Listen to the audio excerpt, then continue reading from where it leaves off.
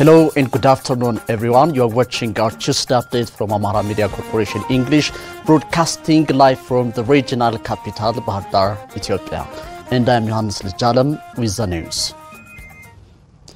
At the historical Battle of Adwa, Ethiopia achieved a glorious victory over Italian invaders by defeating a white colonial army for the first time in world history. The wise leadership and mobilization of Emperor Menelik II played a irreplaceable role for Ethiopian victory, and that is according to American history professor Raymond Jonas. Modomliye has the details of this story. 17th August 1844 was born Menelik II, the great emperor of Ethiopia, from 1889 to 1913. It was under the reign of Emperor Menelik II that the process of territorial expansion and the creation of the modern empire state of Ethiopia was completed, and the major signposts of modernization were introduced into the country. One of the most outstanding historical records during the reign of Emperor Menelik II was Ethiopia's triumphant victory over Italian invading forces at the Battle of Adwa in 1896. Historians and scholars say the Ethio-Italian confrontation at the Battle of Adwa was like the David and Goliath story, the story in which the heavily armed giant warrior Goliath is hit and killed by David, armed only with a sling and stones. Because it was a fierce fight for freedom of Ethiopian traditional warriors, farmers and women against a well-armed and organized Italian army in which Ethiopia came up victorious by defeating a white colonial army for the first time in the world's political history. And one of the factors that made this victory become a reality was the successful and decisive leadership role of Emperor Menelik II. አባቶቻችን በምን መነቃቀፍ በምን ደግሞ መደጋገፍ እንዳለባቸው እንዲሁ ያቃሉ. Our forefathers have taught us when to unite and when to separate.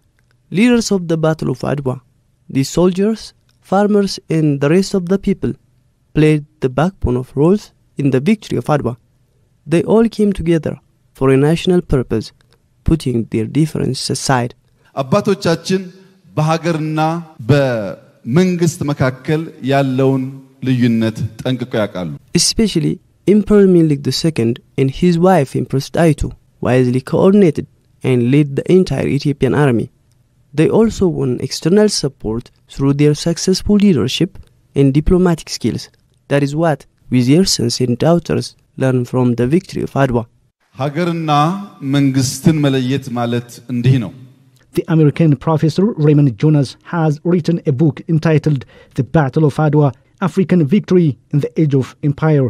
In his book, the writer mentions the wise leadership and mobilization of the emperor as a key factor enabling Ethiopia to do the seemingly unthinkable and impossible during the time. So the Battle of Adwa took place in the Ethiopian highlands on the 1st of March, 1896.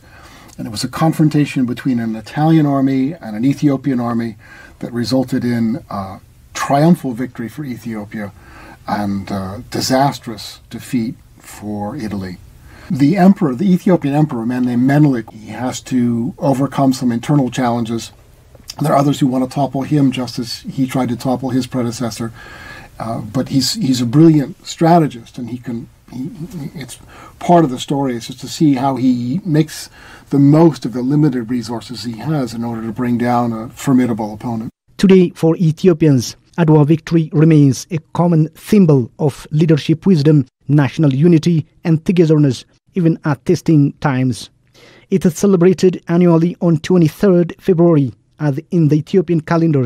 The government of Ethiopia has given the Adwa Victory Day a due attention in order to pass it on to the coming generations as a common ground of national interest and purpose. That's why a modern memorial museum is built at the center of the capital, Addis Ababa.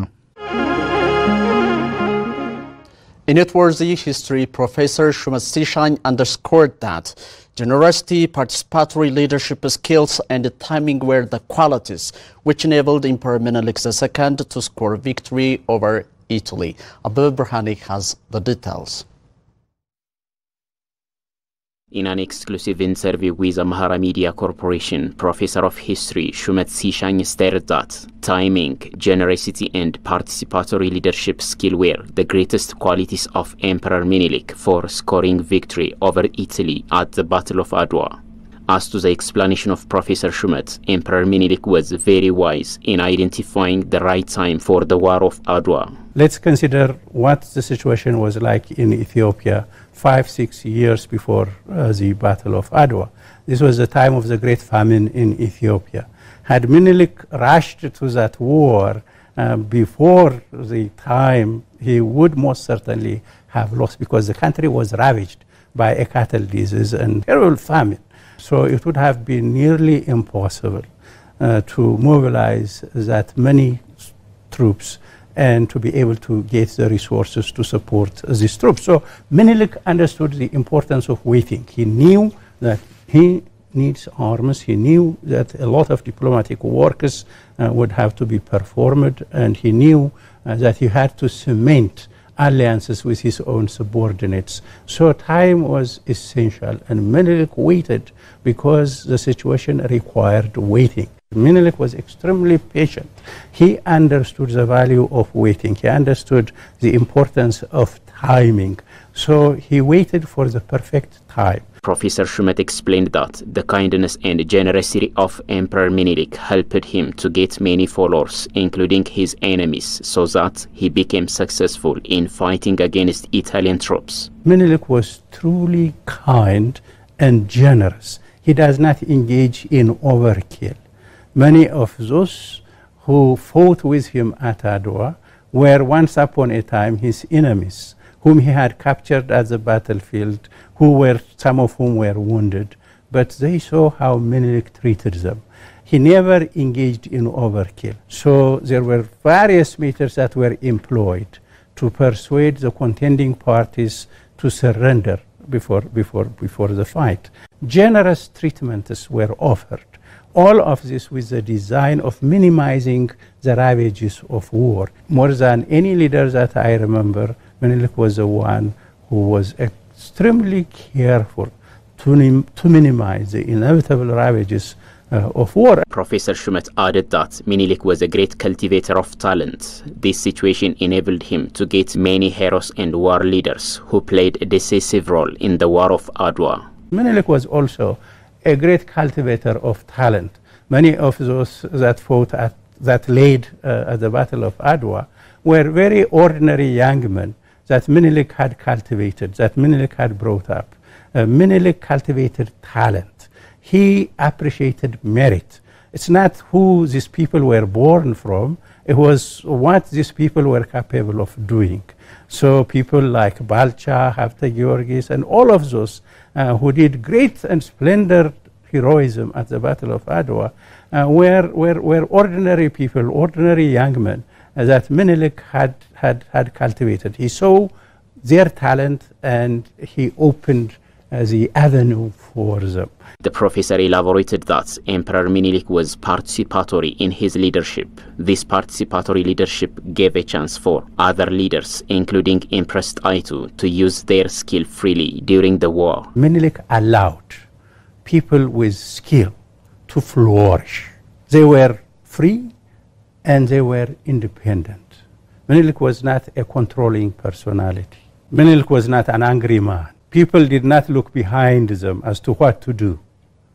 They knew that Menelik would allow them. So many of the generals that performed those heroic exploits at the Battle of Adwa felt free and operated with that sense of freedom and dedication and commitment. Not many of the Ethiopian aristocracy or kings would have allowed their wives to exercise that kind of power and that kind of authority. Aitu was free to use her talent in public. International law experts said that Ethiopia was not colonized in the past and it will not be colonized in the future. Fayman Dilnasa.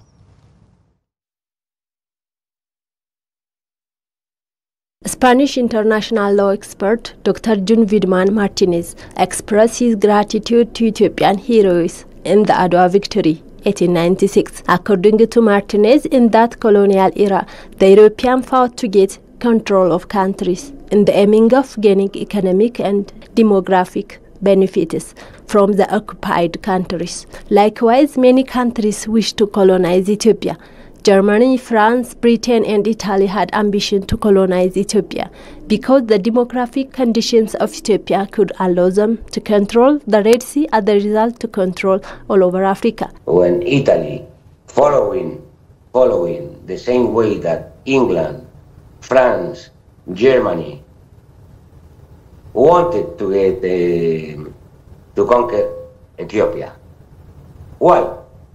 Because the Red Sea, to get the opportunity to control the Red Sea, and also after it the Channel Suez, and more. Martinez said that Italy put eyes on Ethiopia by following Germany, France and Britain ambition. In this regard, the Italian kingdom sent Sicily troops to conquer Ethiopia. However, the Italian failed to succeed. The war finished in less than 6 months. And in this case, Italy put the eyes in Ethiopia. Very wrong decision, because Ethiopia never will be conquered. Never. Dr. Martinez elaborated that no country could colonize Ethiopia, neither in the past nor in the future, because the feelings of the people is unique to their lands. Before, now or in the future. Never. It's impossible. Absolutely impossible. Because the land, because the people, because the feeling of the people is absolutely impossible. He underscored that in diversity the Ethiopian people patriotism is very high. From south to north, the Ethiopian people love to their land is unspeakable, adding that you can put someone far from Ethiopia physically, but not mentally. Because I never knew a country that loved more the land than the Ethiopian people. You can put one Ethiopian person outside of the country, but the heart of this man or woman will be always in Ethiopia. Always. Okay. The natural resource conservation work being carried out enhances product and productivity in Amhara region. In an exclusive interview with Amhara Media Corporation English Service, Dr. Hailu Kande, Soil and Water Conservation Senior Researcher in Amhara Agriculture Research Institute, said that more than 4.4 million people have participated in natural resource conservation work in Amhara region. Our reporter Berhan Workna has talked to the researcher and compiled this report. Conservation is proper management of natural resource to prevent Earth's exploitation, destruction or degradation. As the human population is growing continuously, the consumption of natural resource is also increasing. In an exclusive interview with Amhara Media Corporation English Service, Dr. Hailu Kande, Soil and Water Conservation Senior Researcher working in Amhara Agricultural Research Institute, said that the mobilization of the community is growing and more than 4.4 million people participated in natural resource conservation works last year in Amhara region. This mobilization is growing and growing year after year, and more than 4 million. Last year, more than 4.4 million people are participated in this natural resource conservation activity. More than half of the structure, the cultivated land is implemented by soil and water conservation. The senior researcher working in Amhara Agricultural Research Institute stated that Amhara Regional State Agriculture Bureau is training more than 2,000 farmers each year so as to enhance the awareness creation on natural resource conservation activities. The Regional Bureau of Agriculture also train farmers each year. Almost more than 2,000 farmers are trained annually. This also creates more awareness regarding the soil and water conservation and the vegetation cover in this region. Dr. Hailu also stated that, according to the research conducted by Agriculture Bureau in collaboration with Amhara Agricultural Research Institute, more than 260 soil samples were taken and analyzed from well-managed watershed areas, and the minerals found in the soil have shown increment from the previous one. Similarly, the product and productivity of crops have also shown increment as compared to last year. I also refer the last year research, which is conducted by Institute of Agriculture in collaboration with Bureau of Agriculture. And this result showed that because of natural resource conservation and properly maintained watershed, teff is improved by 30%, and sorghum is improved by 20%, and chickpea productivity is increased by 90%. Also, in the other parts of the region, maize and wheat as well as barley yield is increased by 2 quintal as compared to the poorly managed watershed. So this is very crucial, and we have to double our effort if we want to achieve high productivity. As to the senior researcher, even though the natural resource activities being carried out in the region is on the right track, the topography, the highest rainfall receiving region and the population pressure on vegetation are contributing factors for soil erosion. We are on the right track, but it doesn't mean that we are achieving the highest point. Still, there is a high erosion in this region because of the topography, which aggravates high rainfall, high soil erosion, and also the highest rainfall that receive the region, the highlands of Amhara region receive the highest rainfall. This also aggravates for soil loss, and also the population pressure on vegetation, on forest. Natural forests also contribute a lot. The Intergovernmental Authority on Development Parliamentary Caucus Network officially launched with the aim of promoting peace, development and regional integration. Burhanu Yismail has the details. The launch of the network was announced at the high-level regional legislators meeting in Addis Ababa. The three-day high-level regional legislators meeting brought together legislators from Ethiopia, Djibouti, Kenya, Somalia, South Sudan and Uganda. The meeting, organized by IGAD Center of Excellence for Preventing and Countering Violent Extremism with the support of Sweden government, aims at advancing conversation on how to successfully achieve gender-sensitive legislations and to officially launch the IGAD Legislators Network. This regional meeting would provide a platform for legislators to advance conversations on ensuring gender equality and push for gender-sensitive legislations. It's indicated that the newly launched network is expected to champion peace, security, development and integration in the region. IGAD Center of Excellence for Preventing and Countering Violent Extremism, Simon Nyambura, emphasized that it's pivotal to have an IGAD Parliamentary Caucus network, which will ensure and champion peace and stability in the region. We are very happy that we have been able to launch the Parliamentary Caucus network. And this network will not only just help IGAD in terms of fighting terrorism and violent extremism, but in search for peace and stability within the region. We think that the members of parliament have a role to ensure that this region is peaceful and secure. They are with the people. They are the representative of the people. And therefore, they have to play a critical role and ensure that the region is safe and secure. Simon elaborated that the Member of Parliament have been playing a role in allocating resources as it is critical in the fight against violent extremism and terrorism. Simon stressed that legislators should play a critical role to ensure that the region is safe and secure. Deputy Speaker of the House of People's Representatives, Lomi Bedo, said on her part, this meeting is critical to ensure that gender perspectives are integrated in all security-related legislations being developed and reviewed, as well as strengthen cooperation between legislators in the region. We wanted to assure some of the concrete points as Ethiopian legislators.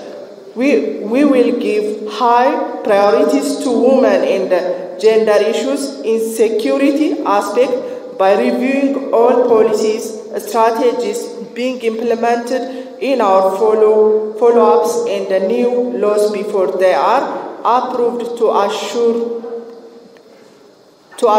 gender PCVE perspectives are included in all policies and strategies. We promise to champion the involvement of women and gender in security issues in all our policies and strategies. Lomi reiterated that Ethiopia is committed to champion the involvement of women in security issues in all the policies and strategies. Head of Regional Development Cooperation in Africa at the Embassy of Sweden in Addis Ababa, Joachim Beijmo, said the work against violent extremism is the global threat to security. We support the regional integration in the IGAD region, and especially the work against violent extremism that we think is a global threat to security. And we think that integrating gender equality into that process is very important because we know that women have special needs and they are also sometimes victims of these extremism movements. So when we integrate the rights of women, we make sure that resources are allocated to women, we make sure that women are represented, it will become stronger and the results will get better. Beijmo reaffirmed that Sweden is a key supporter of IGAD as part of our engagement for peace and security in the region. The 5th Ministerial Forum for Migration convened in the capital Addis Ababa to discuss ways to harmonize labor migration policies in the East and the Horn of Africa through a united approach to safe, regular human labor migration in order to maximize the benefits of greater regional integration on human mobility. Dalalem Ibeltal has the details of this story. The Regional Ministerial Forum on Migration on Harmonizing Labor Migration Policies under the theme Harnessing the Power of Regular Migration Pathways for Youth Employment, Skill Development and Green Economy kicked off. Ministers and technical delegates from 11 countries in the region, including Burundi, Djibouti, Ethiopia, Eritrea, Kenya, Rwanda, Somalia, South Sudan, the United Republic of Tanzania and Uganda are participating at the forum. In his opening remark, Labour and Skill State Minister Daniel Teresa said Ethiopia has discharged its responsibilities as chair for nearly 2 years in terms of laying groundworks for the Regional Ministerial Forum meeting. Indeed, in the past few months, the Regional Ministerial Forum meeting has been gaining momentum through the revitalization of national and regional technical committees as per the operating modalities of the Regional Ministerial Forum meeting. As both a member state and an outgoing chair, Ethiopia will continue to commit to seeing the RMFM achieve its noble vision of ensuring dignified and human migration governance in our region and beyond. Daniel pointed out that member states can share success, identify existing challenges, and explore promising opportunities to maximize the positive contribution of migration for the region.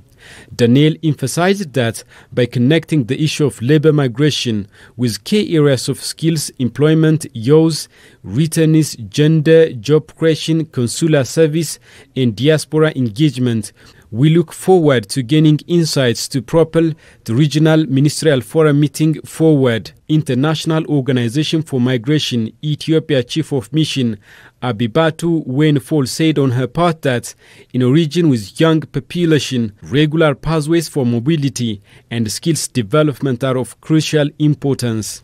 The RMFM serves as a valuable platform for interstate cooperation, exchange of ideas and perspectives, policies and practice alignment on labor migration and the welfare of migrant workers.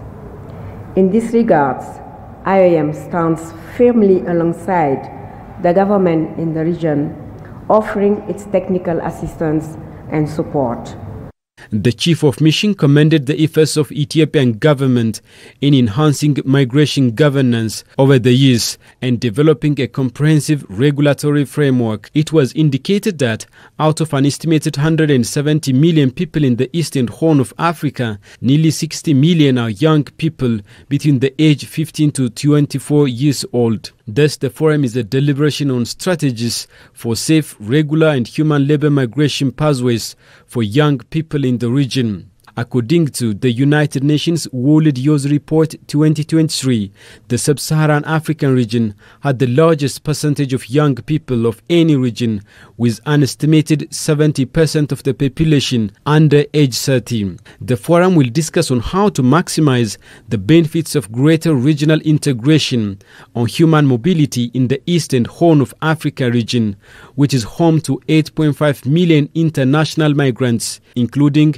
4.7 million labor migrant workers. The Regional Ministerial Forum is organized by the Ministry of Labor and Skill in collaboration with the United Nations International Organization for Migration. This is all we have for today. The presenter of the news, I'm Johannes Lejadam. Have a very great afternoon with the rest of Amhara Media Corporation English programs.